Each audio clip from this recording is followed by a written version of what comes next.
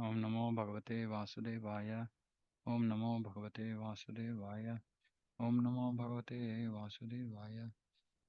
Narayanam Namaskritya Naram Chaiva Narottamam Devim Saraswatim Vyasam Tato Jayamudire.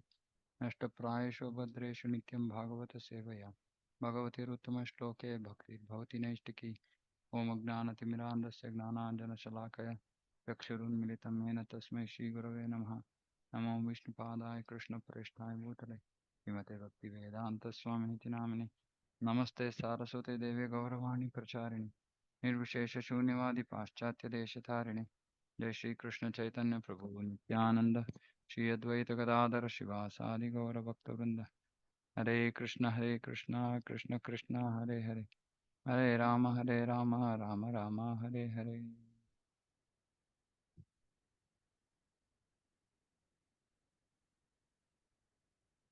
Canto 4, Chapter 4, Verse 21. Mavah Padabhyah Pitarasmadastita Ya Yagnasala Sunadhum Navartmabihi Taddanna Triptera Subhridbhir Idita Avyaktalinga Avadhuta Sevitaha.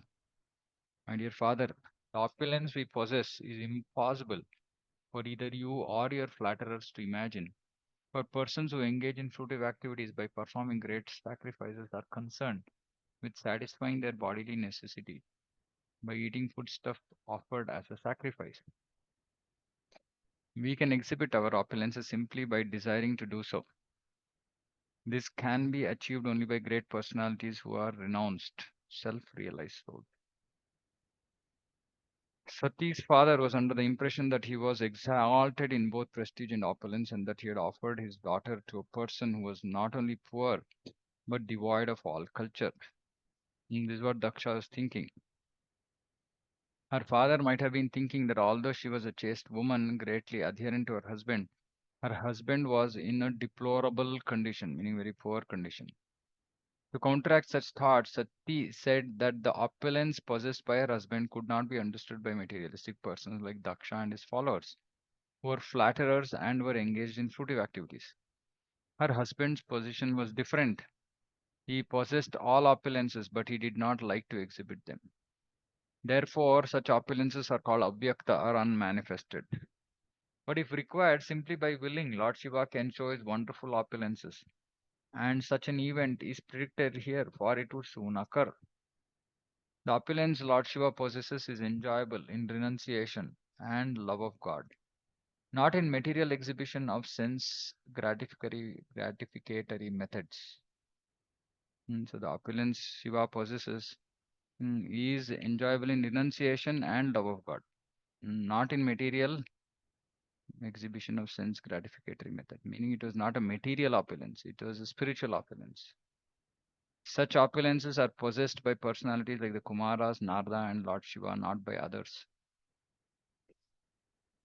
So Sati is telling Daksha, saying that you are just engaged in fruitive activities and you have some material opulence, but our opulence, uh, it is not, you cannot even imagine. You cannot imagine. And we can exhibit our opulences simply by desiring to do so. And these opulences are achieved by those who are renowned self-realized souls, not by materialists. In this verse, the performers of the Vedic rituals are condemned. Hmm. Performers of Vedic rituals are condemned. They have been described here as Dhuma Vartma Bihi, those who maintain themselves on the remnants of sacrificial foodstuff. There are two kinds of foodstuff offered in sacrifice. One kind is food offered in fruitive ritualistic sacrifices, and other, the best, is of food offered to Vishnu. So one is this food which is offered in yagna, but this is karma kanda yagna, fruitive ritualistic sacrifices, and the other is offered as bhoga to Vishnu.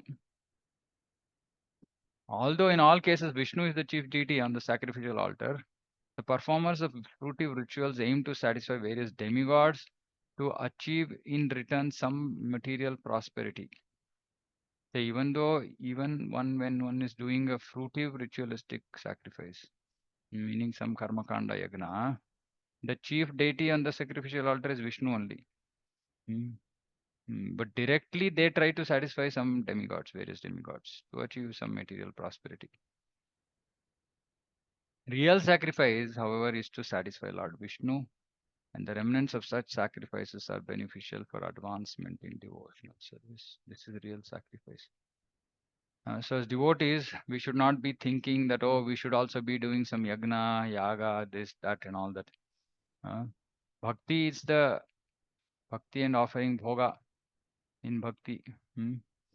Mm, that is a real sacrifice.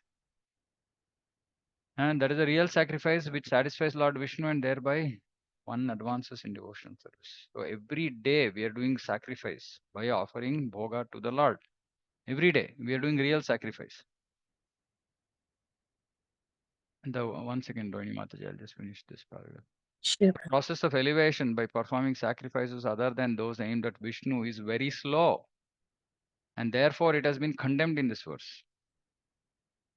So those sacrifices also result in elevation because they are part of Varnashrama Karma Kanda, but they are very gradual, very slow.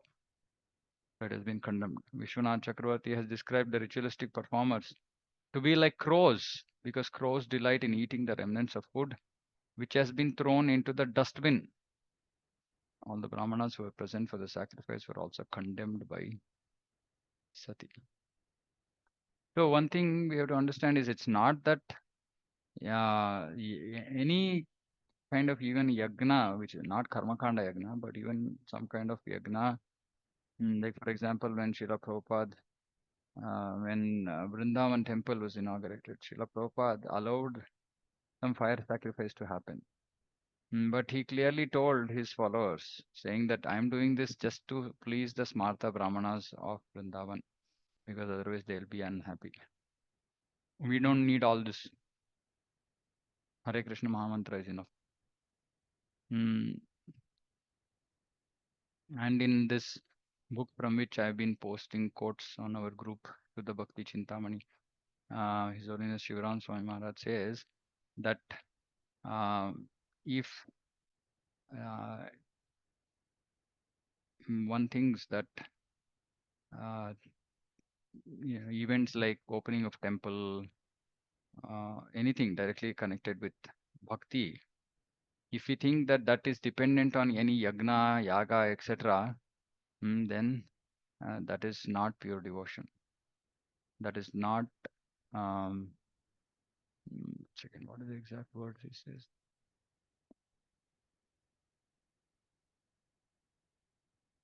That's not pure faith. Mm, mm, yeah, it covers one's pure devotion. This kind of mentality, it covers one's pure devotion. But there are certain fruitive activities. So basically, here Maharaj is talking about Anya Vilashita Shunyam Gnana Karmadi Anavritam. So Gnana Karmadi Anavritam, meaning not covered by Gnana and Karma. So he says that there are some karma, like fruitive activities, um, which if performed in some small measure and in the mood of detached service, they do not cover one's pure devotion. Example, attending a funeral ceremony. It's the Vedic ritual. It's connected to the body. It has nothing to do with the soul. Um, or you can say, okay, it's not connected to bhakti. And in the mood of detached service, if you do, then it will not cover one's pure devotion. But if one does um, fruitive activities, uh, thinking that fruitive activities um, are required. So either one thinks that if I don't do this fruitive activity, I will incur sin. Or if one thinks if I do this, my devotion will improve. Both of these are indications of impure faith. Or if saying if I don't do this homa, the installation process will be incomplete. Mm. So all these cover one's pure devotion. That is why it is Gnana Karma Dhyanavratam. It doesn't mean that we should not do it at all, but we should do it not considering this process to be superior, but just as supporting process, and it should be done only if it is going to enhance our bhakti in some way. Otherwise, it's not required. That is pure devotion. So sacrifice, real sacrifice is Hare Krishna Mahamantra, offering bhoga to the Lord. This is real sacrifice. Sankirtana yagna. Other sacrifices are not required, really. Yeah, Rohini Mata.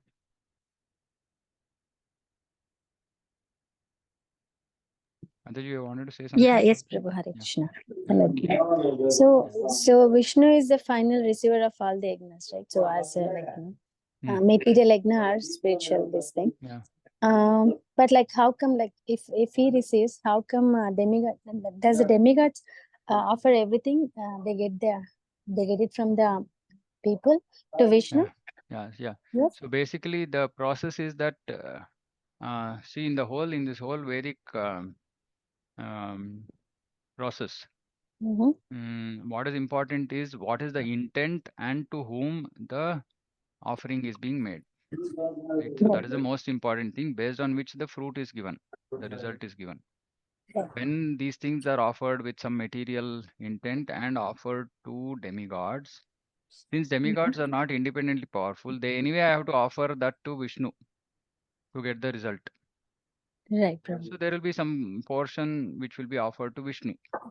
But like my question is, so offerings are like sometimes might be food also, right? People will offer Yeah, it to demigods, yeah, but food is in tamasic and rajasic mode. Like yeah. example, Durga Mata. So Correct.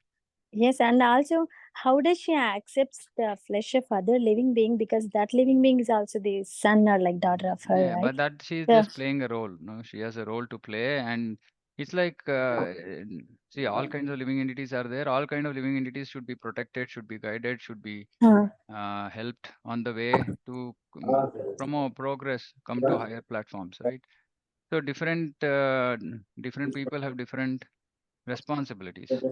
Now, yeah. if somebody is not going to guide or support or give mercy to the lower jivas, then what is their future, right? What is this? They don't have any shelter at all.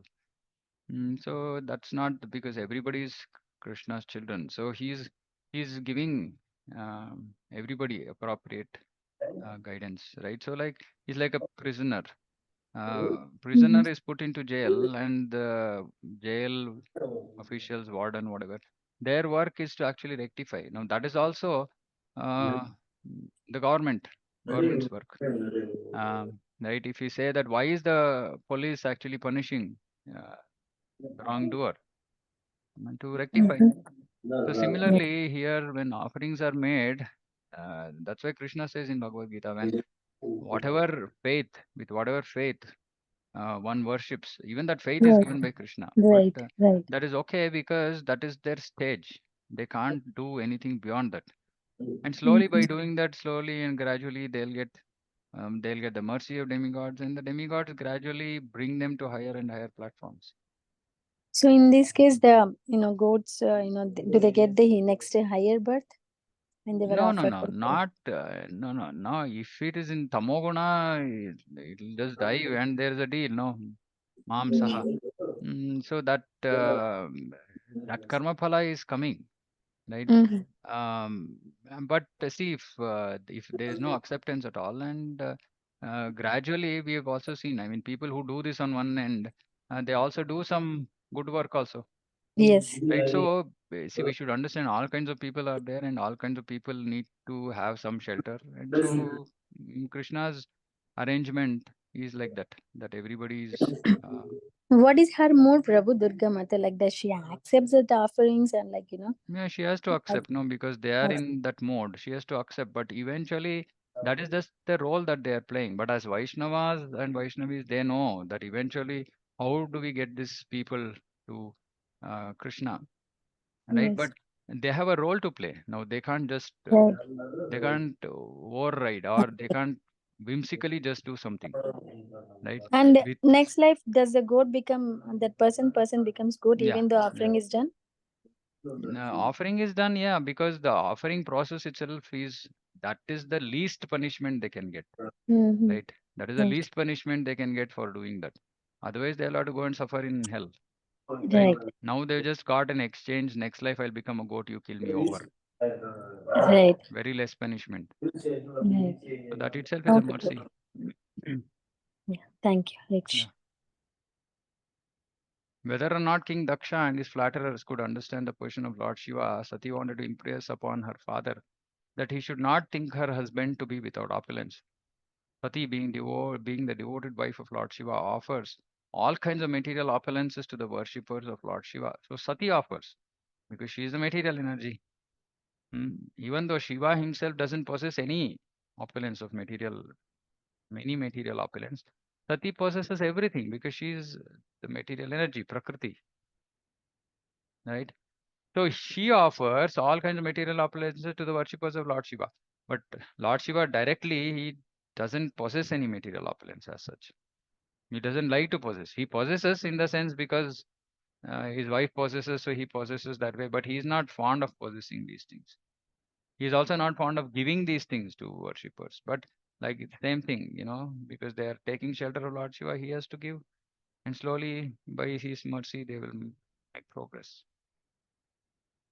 This fact is explained in the Srimad Bhagavatam in the 10th canto. Lord Shiva's worshippers sometimes appear more opulent than the worshippers of Lord Vishnu because Durga or Sati, being the superintendent in charge of material affairs, can offer all material opulences to the worshippers of Lord Shiva in order to glorify her husband. By Sati offering all these, she's glorifying her husband by doing that. Whereas the worshippers of Vishnu are meant for spiritual elevation. And therefore their material opulence is found to decrease. These points are very nicely discussed in the 10th canto.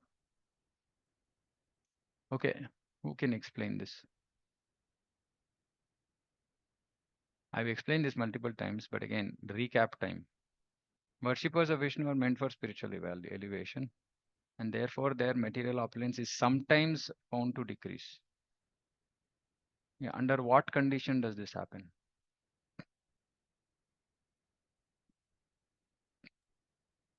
Hare Krishna, Prabhuji, Dandavat Pranam. Dandavat Pranam. Prabhuji, this is like the father and the uncle.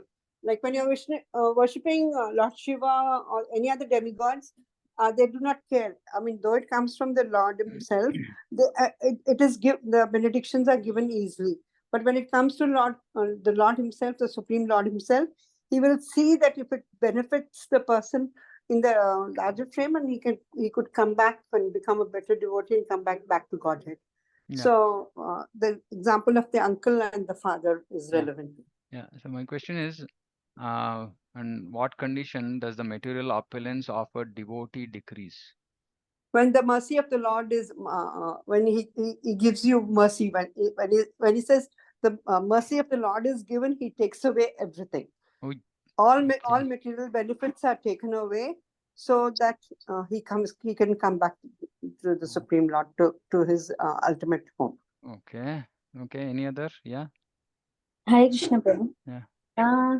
When there is spiritual interest and also material interest, so if that person is really interested in spiritual but also materially, so then Krishna wants to bring him closer into the material, spiritual thing. So that's when he takes away material appearances. Example, Prabhupada. Okay. Any other thoughts? Prabhu, it's like an examination or a test that. Can't hear. Hare Krishna. Yeah. Prabhu, it's like an examination or a test that Krishna wants to have, like how much dedicated. If he is taking opulence and if you are still in devotional service. That's scary, no? Isn't that scary? Just for testing, Krishna just takes away something. Okay. Any other thoughts?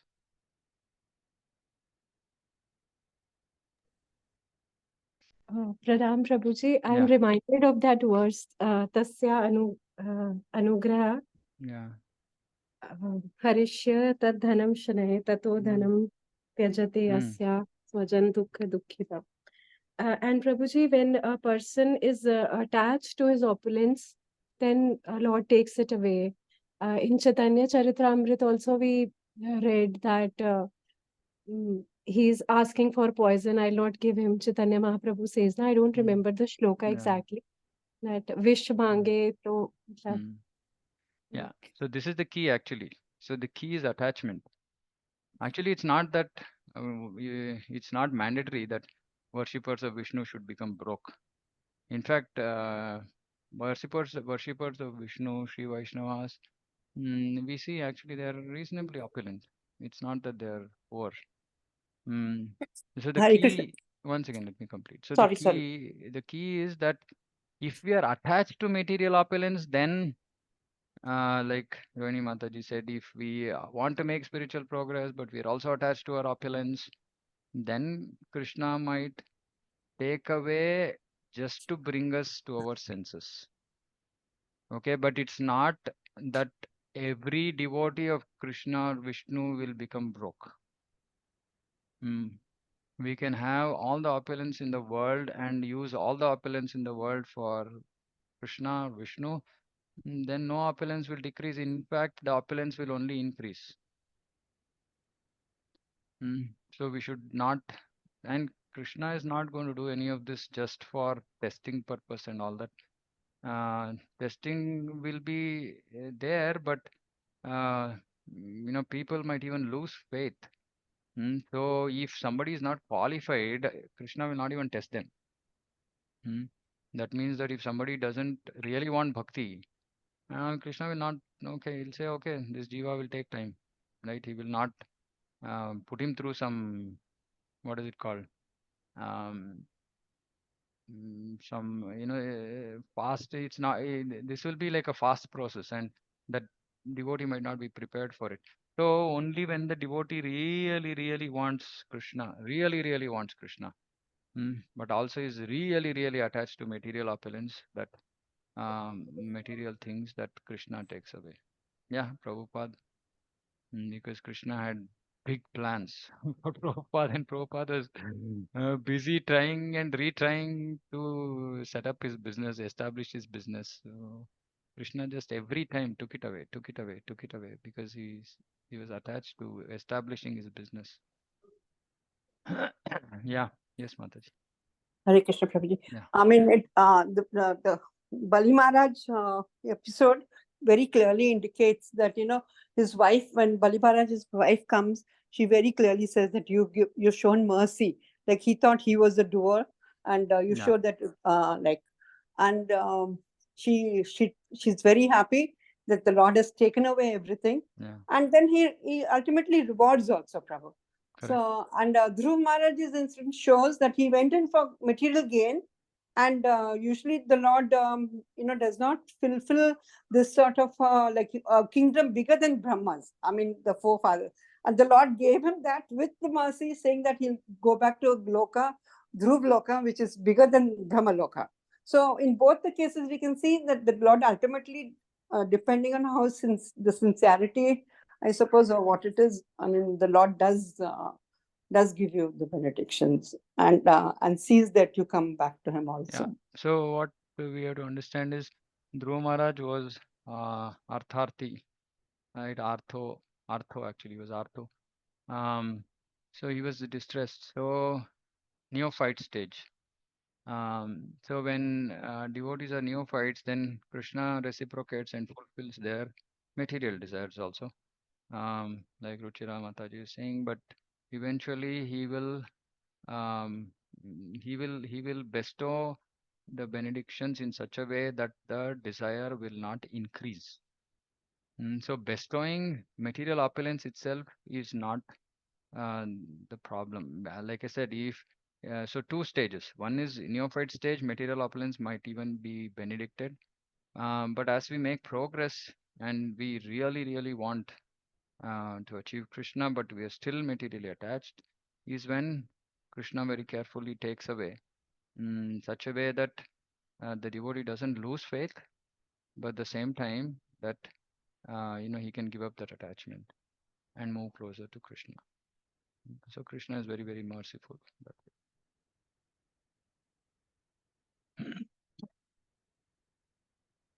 Yeah, finish this also. Aitena dehena hare kritagaso dehodbhavena alam kujanmana vrida mama bhut kujana prasangatas janmadhigyo mahatam avadyakrit. So just one more statement, so that we don't have to be afraid.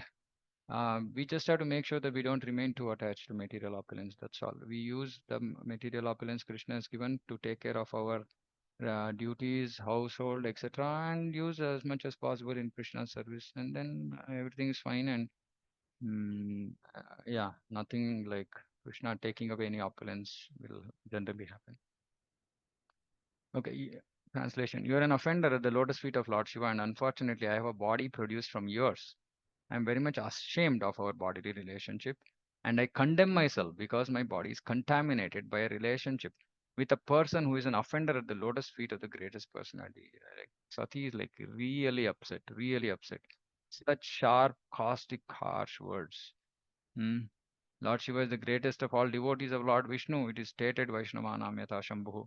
Shambhu, Lord Shiva, is the greatest of all devotees of Lord Vishnu. In the previous verses, Sati has described that Lord Shiva is always in a transcendental position because he is situated in pure Vasudeva. Vasudeva is that state from which Krishna, Vasudeva, is born. So Lord Shiva is the greatest devotee of Lord Krishna.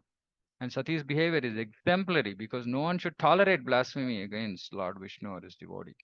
Sati is aggrieved not for her personal association with Lord Shiva, but because her body is related with that of Daksha, who is an offender at Lord Shiva's lotus feet. She feels herself to be condemned because of the body given by her father. This is real Vaishnavism. Gotram Twadiyam Bhagavan Vrushadhvajo Dakshaya Yada Sudurmanaha Vyapeta Narma Smitam Ashu Tadaham Yutsrakshya Etat Kunapam Todangajam. Because of our family relationship, when Lord Shiva addresses me as Dakshayani, I at once become morose, and my jolliness and my smile at once disappear. I feel very much sorry that my body, which is just like a bag, has been produced by you. I should therefore give it up. The word Dakshayani means daughter of King Daksha. Sometimes when there was relaxed conversation between husband and wife, Lord Shiva used to call Sati the daughter of King Daksha. And because this very word reminded her about her family relationship with King Daksha, she at once became ashamed because Daksha was an incarnation of all offenses. Daksha was the embodiment of envy, for he unnecessarily blasphemed the great personality, Lord Shiva. Simply upon hearing the word Dakshayani, she felt afflicted because of reference to the context, because her body was a symbol of all the offensiveness with which Daksha was endowed. Though actually Sati was not really directly responsible for it. But because Daksha was so offensive, she attributes her body as being a symbol of those offenses. Since her body was constantly a source of unhappiness, she decided to give it up. It was a source of unhappiness because it had come from Daksha. One might hear these verses and say this is very, very severe. Why should she have taken it so seriously? I mean, after all, it was her father. This is the standard of Vaishnavism. So Vaishnavism is not some cheap stuff that just goes alongside whatever our life is. It's very special. It's very deep. Look at the relationship. Look at her respect for a great personality like Lord Shiva, that she's ready to give up her body. This is the intensity with which one has to do bhakti if you want to achieve perfection. Not giving up the body, but this kind of intensity. It's not about. It's not casual behavior saying, it's okay. We are ready to say it's okay for anything and everything. Sati didn't say. Sati could have said, it's okay. It was my father only. Why should I give up my body? He said, no. He's done a great offense. I can't remain associated with him because I got a body from him. So I'm going to give it up. Maitreya Uvacha. Ityadvare dakshamaну anudya shatruhan kshitavudīchīm nishasāda shantavak पृष्ट्वा जलं पीतदुकूलसंवृता निमील्य दृग्योगपथं समाविशत्. Maitreya, the sage, told Vidura, O annihilator of enemies, while thus speaking to her father in the arena of sacrifice, Sati sat down on the ground and faced north. Dressed in saffron garment, she sanctified herself with water, closed her eyes to absorb herself in the process of mystic yoga. Okay, I think we'll stop here and continue this. There's some description about how she leaves her body. Yeah. Okay. Any questions, comments? Very, very powerful experience. Yeah. No comments? Okay. Okay, we'll stop then. Srimad Bhagavatam ki jai, Jagat Guru Srila Prabhupada ki jai, Vancha Kalpatarubhyascha Kripa Sindhu Bhyevacha, Patitanam Pavane Bhyo Vaishnavebhyo Namo Namo Ananta Koti Vaishnavindi ki jai, Savaita Gaurava ki jai.